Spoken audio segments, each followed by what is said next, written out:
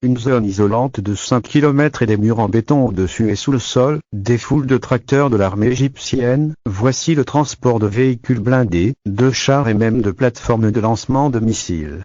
L'odeur de la guerre ici dans la partie égyptienne de Rafah au Sinaï, les nez sont écrasés, et pour cela, l'Égypte dit que nous sommes prêts pour tout scénario avec Israël, et nous avons de nombreux papiers avant de se comparer au pouvoir de les deux armées offre une simulation militaire pour une guerre exclusive, mais cela reste possible. Regardons d'abord l'armée d'Égypte, et il s'est maintenant rassemblé à la frontière avec Gaza, surveillant étroitement non seulement les bombardements et les opérations militaires à Rafah, mais aussi pour essayer d'écouter la fourmi et israélien. Même après, l'armée israélienne est devenue un jour, peut-être des heures de lancement d'une opération militaire dans la ville de Rafah, dans la bande du sud de Gaza.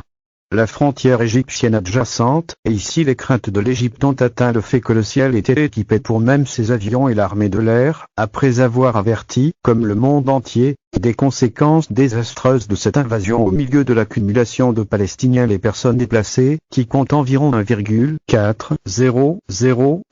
personnes, un travail visuel spécial qui fournit une simulation pour envahir Rafah et réfute le plan d'Israël.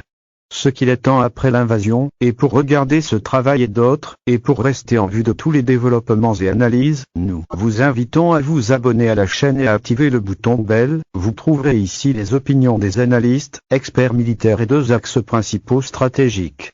La première est que l'opération militaire que Tel Aviv prévoit les centaines de milliers de personnes palestiniennes déplacées vers les terres égyptiennes dans le Sinaï, et la pénétration de la frontière, ainsi que la possibilité des valeurs de l'armée israélienne en lançant des attaques dans l'axe de Philadelphie, qui est catégoriquement rejeté par le Caire. Bien que l'Égypte ait mobilisé son armée, elle continue de se déplacer régionalement et international pour faire pression sur Israël pour arrêter ce processus. Il évite la détérioration des relations entre le Caire et Tel Aviv.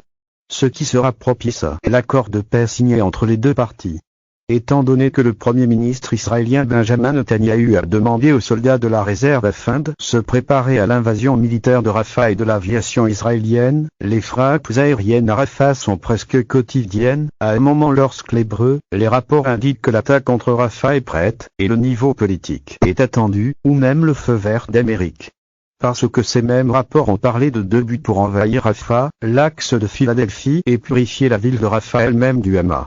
En plus d'évacuer les citoyens de Gaza à d'autres régions, ce sont deux objectifs que le Caire a appris qu'ils étaient également dirigés contre eux.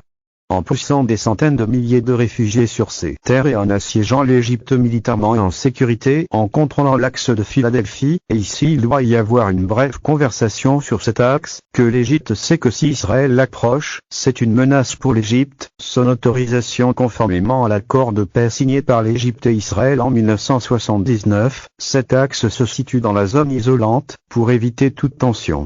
Afin de comprendre l'importance de l'axe de Philadelphie ou de l'axe Salah al-Din, il suffit de voir comment il se trouve sur une bande qui s'étend sur la frontière entre l'Égypte et la bande de Gaza.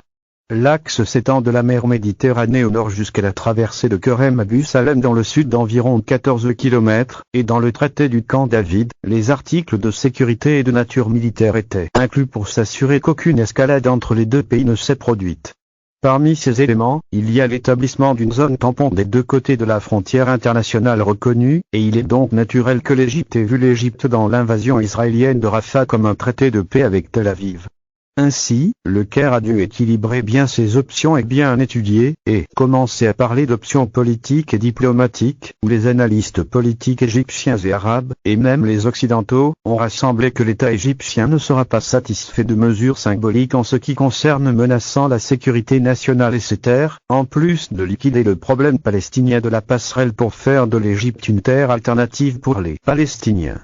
Par conséquent, un large ensemble de mouvements et de procédures appartenant à l'Égypte est évident, dont le premier est les procédures de nature symbolique, comme le retrait d'un ambassadeur ou expulser un ambassadeur de transfert aux mesures réelles qui, selon l'Égypte, en plus, la suspension d'un accord bilatéral avec Tel Aviv, que ce soit